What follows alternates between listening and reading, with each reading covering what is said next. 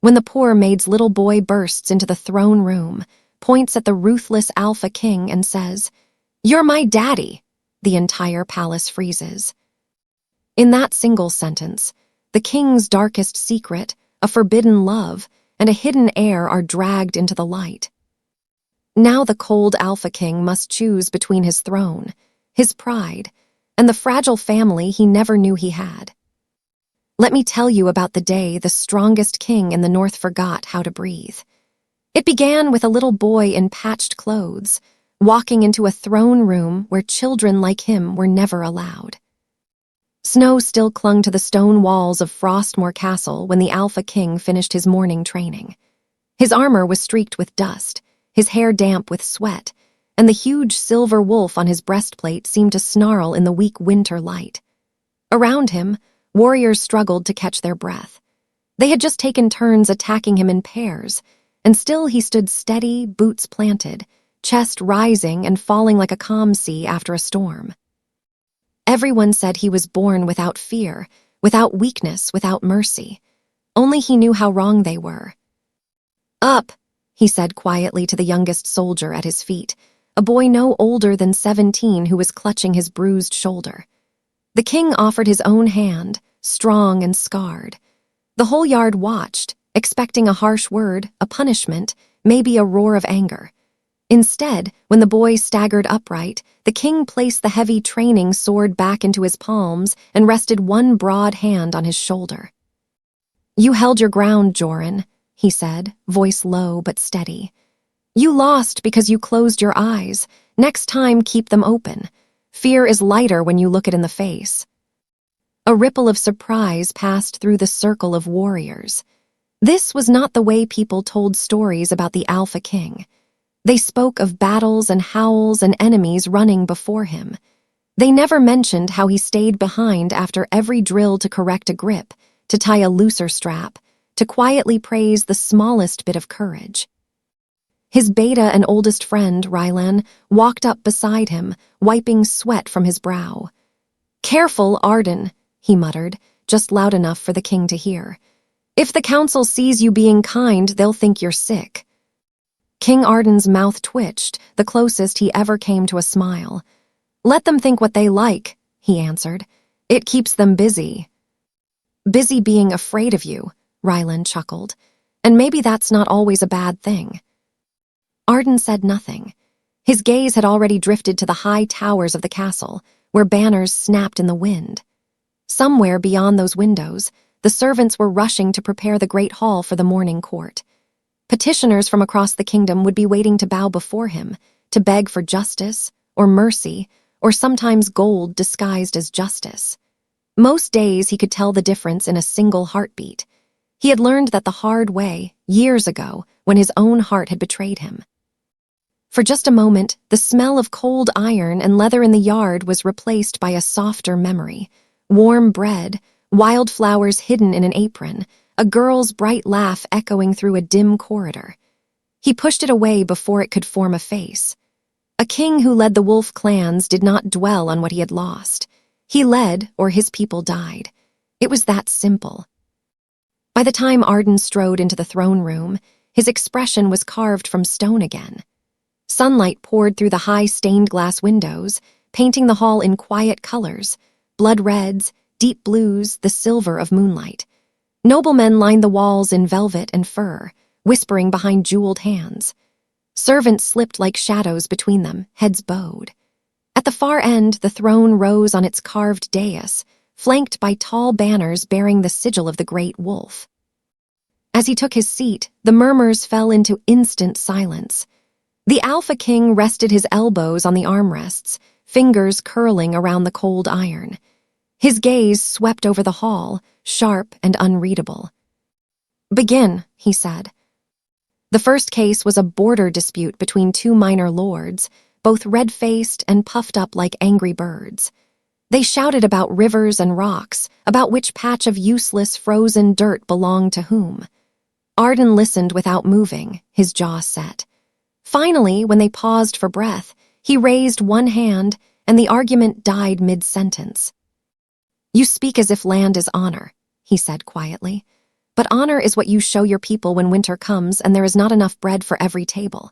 While you two quarrel over stones, your villagers stand in the cold wondering if you remember their names."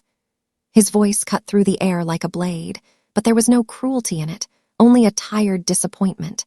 "You will share the land and the river. If either of you denies the other's people water or wood, you will answer to me, not to your pride." The lords looked stunned, then bowed, mumbling their thanks. The hall stirred again, whispers rising. Some nodded with approval. Others frowned, clearly wishing he had chosen a side and weakened the other. The king ignored them. One by one, cases were brought. A farmer whose barn had burned. A blacksmith asking for iron to repair the village gates. A quiet young girl asking the king to free her brother from unfair debt. Each time, Arden listened more than he spoke, and when he ruled, his decisions carried a strange mix of steel and mercy. He ordered extra grain released from his own private stores. He traded the blacksmith iron in exchange for repairing the armor of the poorest soldiers first. He demanded to see the debt papers himself and burned the unfair ones with a candle, the small flame reflected in his gray eyes. "Strength," he said, more to himself than to anyone else as the parchment curled into ash, "means you can be gentle without being broken." Rylan watched him from the side of the throne, brow creased. "Someday," he muttered when the hall grew quieter for a moment, "someone will notice that the wolf of the north is secretly feeding half the kingdom." "Good," Arden replied, not looking up. "Let them try to stop me." He said it lightly, but there was weight beneath the words. He governed like a man trying to pay back a debt no one else could see, as if every act of kindness was one more stone on a scale that had once tipped the wrong way. No one in the hall knew that feeling. No one knew about the promise he had broken, or the woman who had disappeared the night the council demanded he choose power over love. No one knew how often he woke at night, hand reaching for a voice that wasn't there. "Next," the herald called. The doors at the back of the hall opened again, and a hush fell that felt different. Arden's eyes narrowed slightly. He was used to feeling danger, the way a wolf senses a shift in the wind. This was not danger, exactly. It was something softer, but just as sharp.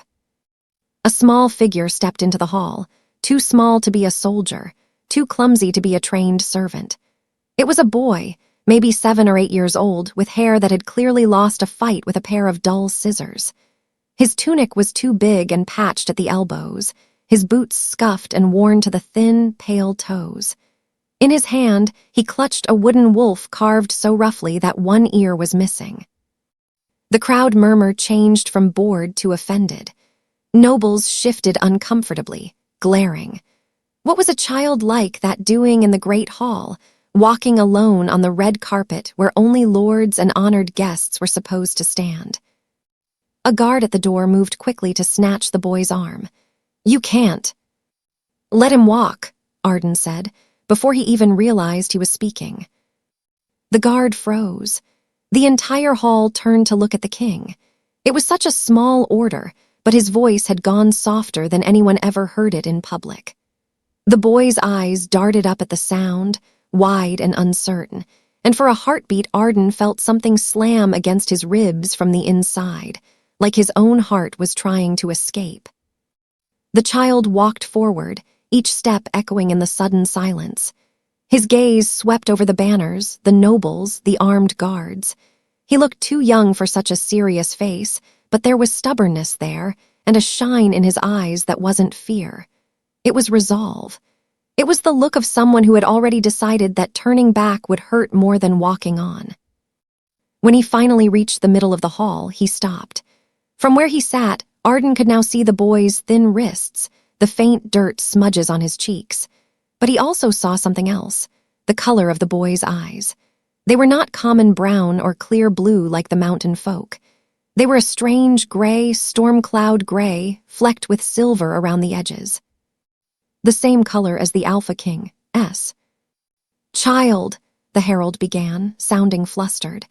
"State your name and your business before the—" "I'm not here for you," the boy interrupted, voice high but steady. He was breathing fast, his small chest rising and falling under the loose tunic, yet he did not look away from the throne. "I'm here for him." The nobles gasped at his boldness.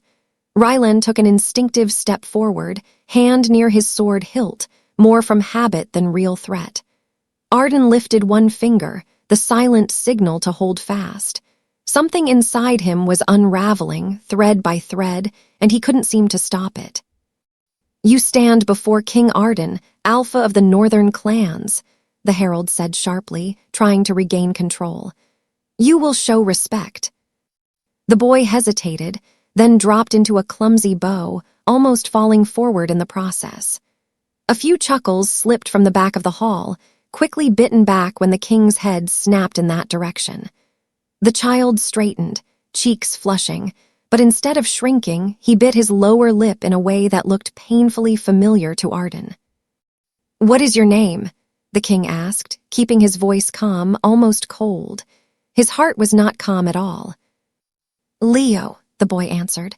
"My name is Leo." "And why have you come here, Leo?" Arden leaned forward slightly. The hall watched every movement. The boy swallowed hard. The wooden wolf trembled in his fingers. "My mother is sick," he said. "She's a maid in the lower quarters. She works where the big copper pots are hung, and she comes back at night so tired she can barely stand. Now she can't get up at all." His voice thinned for a moment, but he forced it steady. "The healer said we need Silverroot from the high cliffs, but it's too dangerous. No one will go. They say only a wolf-blood warrior could climb there and come back alive." "So you came to ask for a warrior," Rylan said gently, trying to help. "We can send."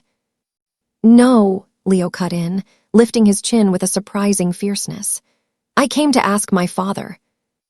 The words dropped into the silent hall like a stone into deep water. Ripples of shock spread through the crowd. A roar of whispers rose and then broke apart under the king's raised hand. But inside Arden, nothing moved. For a second, it felt as if the whole world had frozen in place. "Your father," he repeated slowly, though he already knew what the boy would say next. Some part of him had known the moment he saw those gray, stormy eyes. Leo took a shaky breath, his voice suddenly small but unbreakable. He lifted the rough wooden wolf, holding it against his chest as if it were armor. His gaze locked on Arden S., and he didn't blink. "You're my daddy," he said. The hall fell into a silence so deep that even the candles seemed to hold their breath. The nobles forgot to whisper. The guards forgot to move. Rylan's hand dropped away from his sword, his eyes wide with something like fear. High above, a draft of cold air slipped through the stained glass windows and touched the back of Arden's neck, but he couldn't feel it. Time narrowed to the shape of one small boy standing alone on the red carpet, and one king who suddenly couldn't remember how to breathe. Because behind Leo's face, another appeared in his memory, the face of a maid with flour on her cheek, and that same stubborn light in her eyes, laughing as she tucked a small wooden carving into her apron pocket. Arden's fingers tightened on the arms of his throne until the iron groaned. He forced himself to speak, but the words came out rough, almost broken. "What?" he whispered, the question meant for the boy and for the ghosts of his own past. "Did you just say?" The words hung in the air like a spell no one knew how to break. For a heartbeat, the throne room stopped existing for Arden. There was only the boy, the rough wooden wolf, and the echo of a voice from years ago whispering, "When you come back, bring me something with teeth, my brave wolf king." A noble finally found his tongue. "This is nonsense," Lord Havar snapped, his jeweled rings flashing as he pointed at Leo. "Some kitchen child seeking favor. Remove him at once before." Arden rose from the throne so fast the iron arms shrieked under his hands. The sound sliced through the hall. Every head jerked toward him. Even Havar's mouth snapped shut. "Anyone who lays a hand on this child," the king said quietly, "answers to me." The silence that followed was very different from before. This one buzzed with fear. Arden stepped down from the dais, each tread of his boots echoing on stone. He stopped in front of Leo, close enough to see the dust in the boy's hair and the way his small fingers dug into the wood wolf to keep them from shaking. "Leo," he said, forcing his voice to stay calm. "You say I am your father. Why do you believe that?" The boy looked up, eyes bright and wet but stubborn. "Because my mother told me," he replied. "She said my father was the bravest man she had ever known, but also the most foolish. She said he gave her a wolf with half an ear and a promise that he would come back for us when the snow melted." He lifted the carving between them. "Only he never did." The words were a knife turned in old wounds. Ryland's gaze flicked from the boy to the king, his jaw tightening as pieces clicked into place. "Your mother's name," Arden managed. His throat felt tight. "Tell me." "Myra," Leo said softly. "She works in your castle, washing pans and carrying firewood. She said you might not remember her, but I—" His voice cracked for the first time. "I hoped you would." The world tilted. Myra. The name hit Arden like a blow. Years melted away, and in his mind he saw a girl standing in a dim corridor with a basket of bread on her hip, flour on her cheek and mischief in her smile. "You look like someone stole your crown and stepped on it," she had teased him once before he took the throne. He had been a prince that day, angry and exhausted after arguing with the council. She had slipped him a still warm loaf, pretending it was a crime. "Eat! It's hard to glower on an empty stomach." She had been the one person in the castle who spoke to him like a man, not a weapon. At night, when everyone else saw his strength, she had seen his doubts. He had carved the wooden wolf for her in secret, by candlelight, laughing when the ear broke off. "It's ugly," he'd said. "It's honest," she'd answered, eyes soft. "Like you." The memory punched the air from his lungs. They had promised to leave together once he was free of the council's grip. But then his father had died too soon, war had come, and the wolves of the north had demanded a king, not a lovesick boy. The council had warned him. A maid at a king's side was a weakness his enemies would use. One night, Myra had vanished from the servants' wing, and no one could tell him where she'd gone. Or rather, no one would. He had told himself she was safe somewhere far from his wars. He had buried the ache beneath steel and duty and years of silence. Now her son stood before him, alive, afraid, and accusing without meaning to. Behind Arden, Lord Havar cleared his throat. "Your Majesty," he said, voice oily with urgency. "This child's story is convenient, but any commoner could invent such a tale. You cannot." "Look at him," Ryland cut in, unable to stay silent. His eyes moved from Leo's gray irises to Arden's, then back again. "Havar, even you are not blind." A ripple of uneasy agreement moved through the guards. Arden ignored them. His gaze was fixed on Leo. "You said your mother is sick," he said. "How bad?" "She can't stand," Leo whispered. "She tries, but her legs shake and she falls. She can't eat. Sometimes she talks like she's somewhere else, calling names I don't know. The healer says she needs Silverroot from the high cliffs, but no one will go." Tears finally spilled over, hot and quick. He scrubbed them away with the back of his hand. "They say it's too dangerous, that the mountain is cursed, but you're not afraid of anything. You're the Alpha King."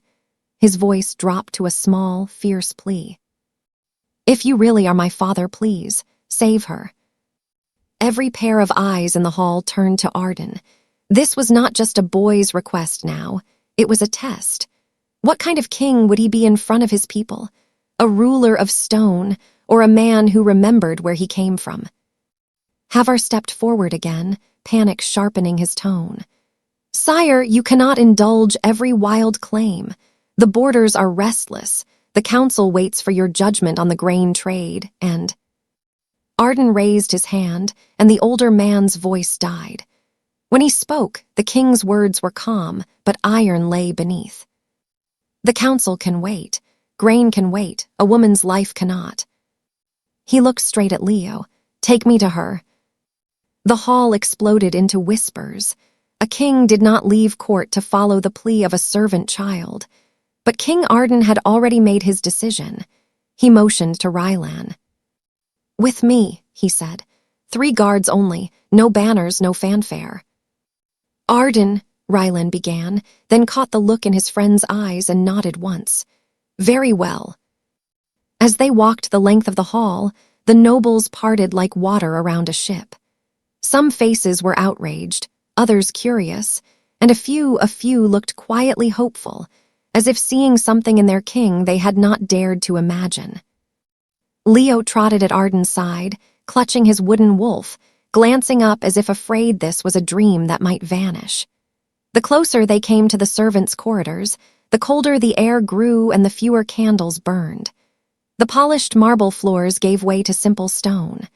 The sweet smell of perfume and roasted meat faded, replaced by soap, smoke, and boiled cabbage. For the first time in many years, the Alpha King walked the narrow back ways of his own castle. Servants froze as he passed, eyes wide, hands flying to aprons and caps. Some knelt. Arden stopped them with a gentle shake of his head. "Stay standing," he said quietly. "You have enough to carry." They stared after him, as if seeing a ghost. At last, Leo stopped in front of a small wooden door, its paint peeling, the iron handle worn smooth by years of tired hands. He swallowed, suddenly unsure. "She's inside," he whispered. "But she hasn't opened her eyes since dawn." Arden stared at the door for a long moment. His heart pounded like war drums, but his hand was steady as he reached for the latch. When he pushed it open, the smell of herbs and damp linen greeted him. The room was small but clean, with a single narrow bed against the wall and a cracked window letting in a slice of pale light. A woman lay on the mattress, blankets pulled up to her chest, dark hair spread out like a shadow around her head. For an instant, he saw her as she had been, laughing in the kitchens, armful of bread, scolding him for stealing pies. Then the image shifted to the present, and he had to steady himself. Myra's face was thinner now, hollowed by years of work and weeks of sickness. But the curve of her mouth, the shape of her nose, the small scar on her chin where she'd once cut herself on a copper pot, he remembered them all. Her skin glistened with a faint sheen of sweat. Her breathing was shallow, each inhale a struggle. The castle healer stood at the bedside, hands folded, expression tight. He bowed quickly. "Your Majesty, I did not expect." "No," Arden said, his voice rough. "You did not." Leo rushed to the bed, dropping his wooden wolf as he caught his mother's hand. "Mama, I brought him," he said, blinking back fresh tears. "I brought the king, I brought Daddy." Myra did not stir. Arden moved to the other side of the bed, and for the first time in his reign, the Alpha King knelt beside a servant's pallet. "How long has she been like this?" he asked the healer. 3 days of fever, sire," the old man replied. "She grew weaker each night. The usual herbs do nothing. Only Silverroot will draw the sickness out, but the cliffs," Rylan finished, glancing at the small window where the jagged line of the distant mountains cut the horizon. "No one has climbed them since the storm that took 8 men last winter," the healer said quietly. "The path is broken. The winds are wild. I begged the boy not to go. I did not know he would come to you." Arden looked down at Myra's hand. It was smaller than he remembered, the fingers calloused from scrubbing. He took it gently in his own. Her skin was hot. "Arden," Rylan murmured. "This could be a trap or at least a distraction. Havar and the others will say." "Let them say it," Arden replied without lifting his eyes. His voice had an edge Rylan rarely heard. "This woman once held me together when the kingdom tried to pull me apart. Now it is my turn." He brushed a loose strand of hair from Myra's forehead. For a heartbeat, her lashes flickered, and her lips moved in a dry whisper. "Wolf," she murmured, "you always forget to eat." A soft, unsteady breath left him. "Still giving me orders," he said under his breath. "You haven't changed." Leo watched him with wide eyes. "Can you save her?" he whispered. Arden looked up at the healer. The old man's gaze held both hope and resignation. "If we have fresh silverroot before sunrise," he said, "I believe I can, but after that—" He spread his hands helplessly. The king rose slowly, Myra's hand slipping from his. He turned toward the small window and the distant teeth of the high cliffs, their peaks already swallowed by low clouds. Snow swirled around them like ghosts. "You will have your silverroot," Arden said. Ryland stared at him. "You mean to send a hunting party?" "No," the Alpha King answered. He picked up the wooden wolf from the floor, turning it in his hand. "I mean to go myself." Leo gasped. The healer's eyes went round. Ryland swore softly under his breath. "Arden, that mountain eats men," his friend said. "You are king. Your life is not yours alone anymore." "That is exactly why I must go," Arden replied. "If I ask my people to face storms and darkness while I stay warm on a throne, what kind of alpha am I?" He looked at Leo, then at Myra, then back to the window. "And what kind of father?" The title slipped out before he could stop it. Leo's eyes lit up as if a candle had been lit inside him. Hope and fear and something like wonder all tangled on his small face. "Then I'm coming too," Leo blurted. "No," Arden and Ryland said it at the same time. The boy lifted his chin. "She's my mother, I'm not scared." Arden's gaze softened. "Courage isn't only about not being afraid," he said gently. "It's about doing the right thing even when your heart is breaking. Right now, the bravest thing you can do is stay with her. When she wakes—" His voice wavered, but he forced it steady. "She will need to see you first." Leo's lower lip trembled. Then he nodded, pressing his forehead to his mother's hand. Arden turned to Rylan. "Prepare gear for a climb. Light armor only, 2 of our best trackers. We ride within the hour." Rylan hesitated, then gave a crooked, half-broken smile. "Of all the battles we've faced, Arden, you finally pick one we can't shout at." "Then we climb," the king answered. As he strode from the small room, cloak swirling behind him, snow wind howled outside the castle walls, as if the mountain itself had heard the Alpha King's challenge. Behind him, Myra lay still as stone, Leo clutching her hand, counting every fragile breath. And on the distant cliffs, hidden in mist and ice, something ancient lifted its head as if waking from a long sleep, listening for the steps of the man who dared to come. Wind knifed through the castle courtyard as torches flared to life, their flames snapping in protest. Horses stamped and snorted, breath steaming in the cold. Rylan checked the straps of Arden's saddle twice, then a third time, grumbling under his breath in a way that fooled no one. "This is madness," he muttered, tightening a buckle.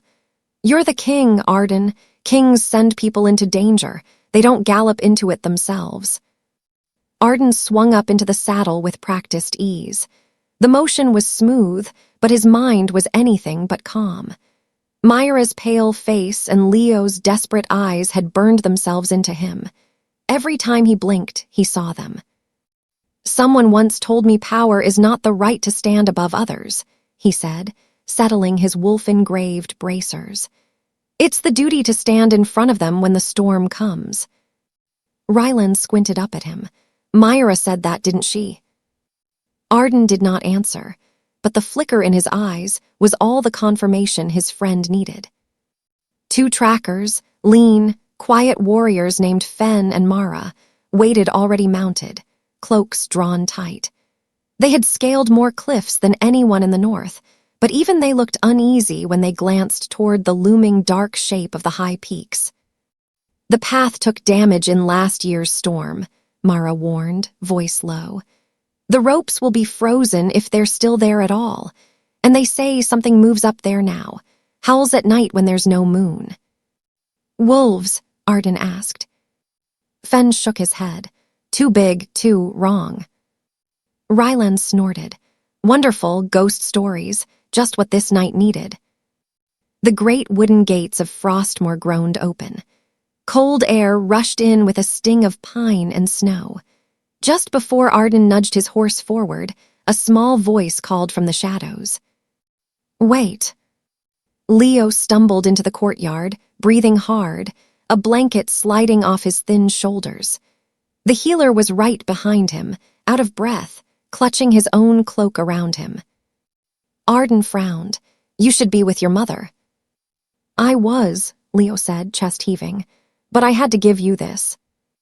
He held something up in both hands. At first Arden thought it was the same wooden wolf, but this one was different. The lines were smoother, the teeth more carefully carved, both ears intact. It was clearly made by smaller, clumsier hands, Leo's hands, but shaped with fierce concentration. "I made it last winter," Leo explained, words tumbling over each other. "For when I met you, I thought if you forgot about us, maybe this would help you remember. Mama says people forget fastest when they're lonely at the top." A few of the nearby guards shifted uncomfortably at the quiet truth of that sentence. Arden dismounted without a word and dropped to one knee so he was level with the boy. Snowflakes floated between them, settling on Leo's tangled hair. "You are like her," the king murmured. "You speak truths that cut deeper than any blade." He took the carving gently. It was rough, uneven, and perfect. The wolf's head jutted forward as if daring the world to try something. "I will bring this back," Arden said, "and I will bring the Silverroot. That is a promise I intend to keep this time." "Kings break promises too?" Leo asked, eyes searching his face. Arden's jaw tightened. "This one did," he admitted, "and he has regretted it every day since. That is why he is climbing a mountain tonight." For a second, father and son just looked at each other. Then Leo reached out, small fingers closing around Arden's wrist. "Then come back," he whispered. "Be the kind of king Mama believed in. Be the kind of father you wanted to be before you got scared." The words struck him harder than any enemy's blow. There it was, spoken without anger. The simple truth that under all his armor and titles, fear had once ruled a part of him. Fear of loss, fear of weakness, fear of loving someone enough to risk everything. Arden closed his hand around Leo's for a heartbeat, then let go. "I will do my best," he said quietly. "Sometimes that is all a man can promise." He rose, slipping Leo's wolf carving into a small leather pouch at his belt. As he remounted, the healer stepped forward, expression grave. "Remember, sire," the old man said, "cut the Silverroot low, close to the ice. The power sits in the part that fights the frozen ground. Too much of the leaf and it will be weak." Arden nodded. "Keep her breathing until I return." The healer managed a thin smile. "A king who remembers the names of herbs," he murmured. "Your father would not know what to make of you." The gates yawned wide, and this time there was no one left to stop them. Arden, Rylan, Fen, and Mara rode out into the winter night, hooves crunching on frost-hardened earth. The castle lights faded behind them, replaced by the silver glow of a swollen moon. Above, the mountains loomed larger with each passing breath, white teeth biting into the sky. For the first stretch, no one spoke. The rhythm of the horses and the hiss of the wind filled the silence. Then Rylan cleared his throat. "Do you remember the first time you met Myra?" he asked. Arden exhaled slowly, watching his breath fog. "She caught me stealing a loaf of bread from the kitchens when I was 16. I thought she'd scream and call the guards." A faint, reluctant smile touched his mouth. "Instead, she told me if I was going to steal, I should at least pick the fresh ones." Rylan laughed softly. "She always did have more courage than sense." "She had more heart than the entire council," Arden replied. His voice turned quiet again. "When my father died and they locked me in councils and war rooms, she was the only one who asked if I had slept. The only one who noticed when my hands shook after the first battle." "And you loved her. It was not a question." "Yes," Arden said simply. The night swallowed the word and gave it back to him. "And I let fear and duty take her from me. I thought I was protecting her. I see now I was also protecting myself from the weight of loving someone more than the throne. Rylan rode in silence for a moment, then said, "Maybe tonight you can carry both." They reached the foot of the high cliffs just as the moon slid behind a bank of clouds. The world dimmed, shadows sharpening. The air grew thin and sharp, slicing their lungs with every breath. The mountain rose before them, a wall of ice and rock broken only by narrow ledges and dark fissures. An old rope bridge hung tattered over a deep ravine, boards creaking softly as the wind pushed at them. Far above, something howled, the sound long and low and not entirely natural. Fenn's horse shied, ears pinned back. "That's not any wolf I know," the tracker muttered. "Sounds like the mountain itself is angry." Myra pointed at the path that wound upward, a faint line cut into the rock, patches of ice gleaming. "We go on foot from here. Horses won't make it." They dismounted, tying the animals to a cluster of twisted pines. Arden ran a gloved hand over one horse's neck, feeling the warmth beneath its winter coat, grounding himself in the simple, living heat. Rylan checked the climbing ropes and hammered iron spikes. "Last chance to change your mind," he said, trying for humor. "We can always pretend getting lost was a royal tradition." Arden tightened the strap of his gauntlet, eyes on the black mouth of the cliff path. "Fear does not decide for me anymore," he said. "Not tonight." They began to climb. The path narrowed quickly, forcing them into a line, boots scraping on rock that crumbled under heel. The wind barreled down the mountain, grabbing at cloaks, tugging, testing. Ice glittered like glass in cracks and hollows, beautiful and treacherous. Halfway up the first stretch, the old rope railing snapped with a sound like a bowstring. Fenn staggered, arms pinwheeling.